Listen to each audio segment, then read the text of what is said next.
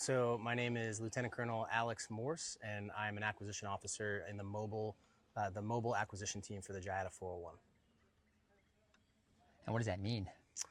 So the JIATA-401 has broken out its commodity shops into fixed site counter UAS, command and control, and then mobile capabilities. And so I'm on the team that works on the mobile counter UAS capability. So low collateral kinetic defeat, what we're doing here today, is an example of that, as well as things we did in support of Operation Epic Fury. We focused on some of the Ukraine tech transfer options that are out there. Again, to get after the mobile counter UAS, ability to go after the threat. So you've been here for how long? Since its training started, or assessment started a few weeks ago. How long have you been here, and what have you observed? Yep. So this is actually our third sprint that we've done on the Bumblebee version 2 with the vendor Perennial Autonomy, and so I've been coming down in the third week of each iteration to assess kind of the progress of the Bumblebee in the tech development cycle. And so I just came down this week, which is the third week of the third iteration, to see where we're at and to help facilitate and do this more formalized assessment of the capability, to see where we're at and if it's going to be ready for the next step of development. Can you say how much the unit cost is right now? No, so the unit cost is still developing. The JADF is currently, in negotiations with the vendor. Mm-hmm. But what we can say is this is on the lower end, or actually really the lowest end of counter UAS capabilities that go after Group 1 interceptors.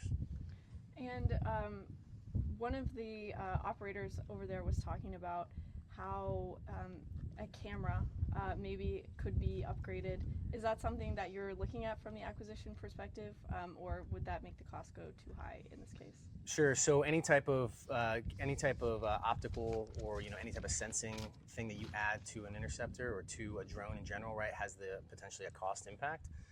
With this Bumblebee version 2, it has a huge upgrade in its optical capability and sensing capability from the version 1, which I believe the last time that you guys were down at Fort Bragg, we were doing the Bumblebee version 1 training with 182 as they were preparing for their deployment. And so that one had a fixed camera that was housed inside of the actual interceptor itself. What we did here and what the vendor did was they took that out of the housing, they created a gimbaled setup and added additional camera capabilities in order to make it more air-to-air capable and more dynamic. Are you happy? So one of the takeaways from today has been that there's still some issues with the camera quality, blur, making it difficult to maintain that terminal guidance engagement using the autonomous software. Mm-hmm. How far along is the Perennial Autonomy in solving that challenge, and how close maybe are we to where you feel like we're getting to a production decision? Yeah, so we're in a really unique situation here, right, where we're really trying to optimize cost and performance together. And so whenever you do that, right, there's going to be trade space that you have to work within. Perennial Autonomy has had great successes in the Ukraine theater of operations and other areas of the world. And so our goal here is to work with them to produce the lowest cost interceptor that is still capable and performs to the level needed for the U.S. soldiers. And so, yes, you might be able to, there may be an option out there that costs 3, 4, 5 times as much that has a more capable sensor system. But when we talk about scaling counter UAS, and particularly for Group 1, right, which is these smaller quadcopter style drones, we really are trying to bring that cost down as much as possible, while still keeping in mind and ensuring that the performance is at the level that is acceptable for the U.S. military. So the production decision timeline? Yeah, so from a production point of view, what we're doing here today is this is the first more formal assessment we're doing of this capability, right, to make it a decision of whether we can take it to the next level of assessment. What that next level assessment looks like is we would call them operational assessments, or CVs, in which we go from doing single location 3-week sprints to getting these capabilities out to multiple locations. Mm-hmm. And they can, and we get the training is all set up, and we get multiple user types, multiple services, interagency organizations flying this, training on it, all the while the vendor collecting the data from that training to continue to amplify the ability to make the software better, make the terminal guidance better, etc. So what we are hoping after this assessment is that we will have enough data to make a recommendation to General Ross, the JADA 401 director, on a decision to either move forward or to remain in the current state of assessment. So there could be a decision as early as after this data has been evaluated? There could, yes. And I would defer that to General Ross on his comfortability. And really, it depends on what this information is going to tell us after this event. Is that determination dependent on what you consider it to be a minimal viable product, or is there something else that you make that recommendation to go forward? Yeah, so we're moving, as rapidly as possible with the JADF due to the threat, right, and the threat that is occurring both CONUS and OCONUS, right, within the U.S. and around the world. And so, to your question about min viable product, I would say yes. However, what that min viable product is going to be different for different services, different user types. And then again, because as the JIADF, right, we work with the interagency as well, CBP, DHS, FBI, et cetera.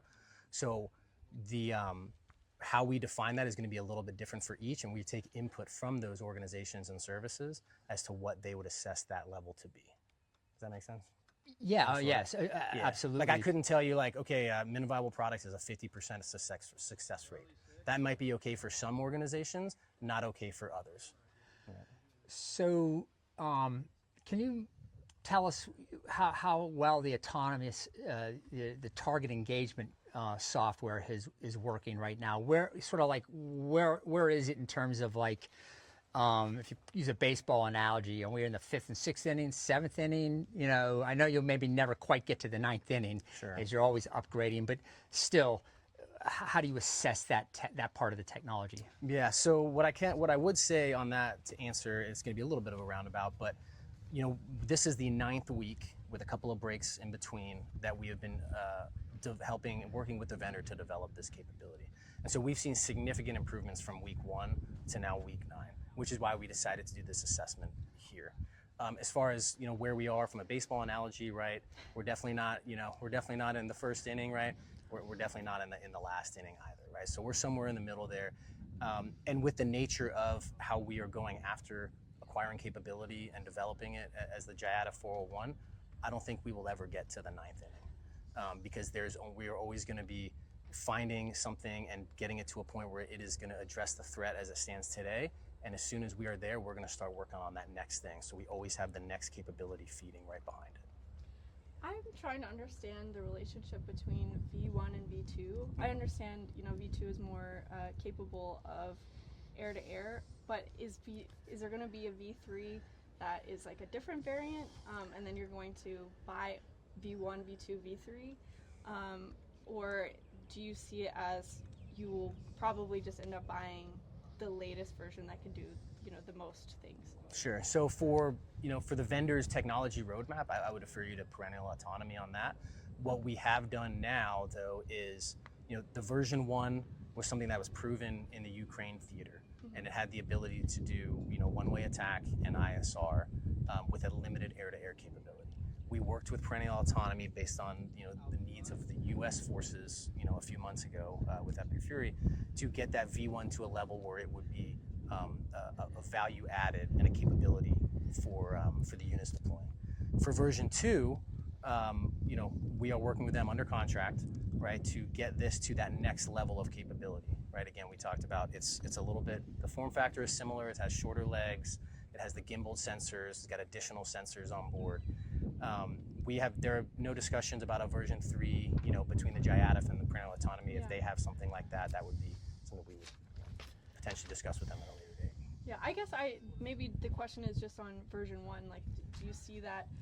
Obviously, those being more aligned to Epic Fury and units deployed with that. Do you see a need to continue buying those, or is there going to be use for those in future combat? No, we don't have an intention to continue procuring version 1s. We're focused on version 2s with this vendor in this case. Okay, so the version 2 can also do airdrop and one-way attack. The version 2, and I would defer a little bit to the vendor, but the version 2 does everything the version 1 does, and then it has an increased air-to-air capability. Thank you. The version, is that your decision on version 1? you're saying JIATA 401 wouldn't buy more version 1s. You're saying the Army or the DoD won't buy. Okay, I want to clarify. Yeah, so I'd say from the JATA point of view, that Yeah, is not our absolutely. intention to go to continue version 1. We are focused on version 2. It is much increased. Yeah, and that was I misunderstood kind of the difference between those two. So that's my bad. Maybe last for me on an acquisition decision. So one thing we've observed is that these are pretty robust drone interceptors, and they can be reused, even though the point is for them to be expendable. How are you thinking about that reuse piece for your maybe $6,000 or $7,000 or whatever the final unit cost isn't a whole lot when it comes to expendables, but on the other hand, if you can reuse it, why not reuse it if it's only like a $50 repair or something? So how are you thinking about reuse if you intercept something and yet you can still recover and reuse your BV2? Yeah, that's a great capability is not the right word, but that is an asset to a capability if it is, in this case, right, you've seen it intercept a drone and then come back home and it's just fine and it can be used again. That's great, right? It makes it more than a one-use thing, which saves the government money, right? It allows units to potentially have less of an inventory and still have the same capability. And so that is great. It is an aspect that we consider when we look at these capabilities. It is not the only aspect.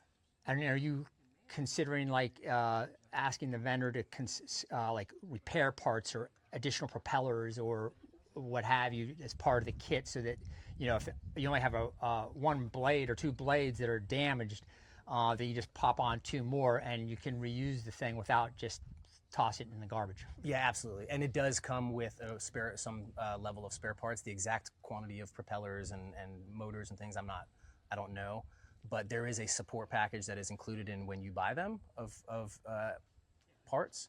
And then the vendor also has the option you can purchase additional spare parts as you need if you just burning them out and you just need to replace them. So.